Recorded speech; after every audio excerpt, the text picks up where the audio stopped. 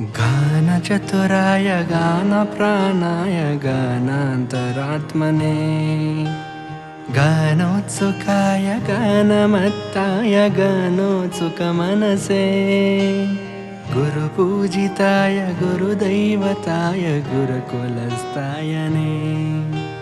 गुरुविक्रमाय गुह्यप्रवराय गुरवे गुणगुरवे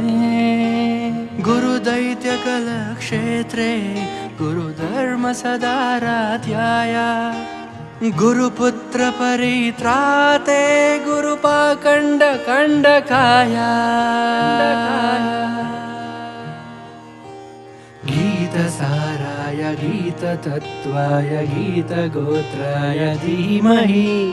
गुणगुल्फाय गन्धमत्ताय गोजप्रदाय धीमहि गुणातीताय गुणाधीशाय गुणप्रविष्टाय धीमहि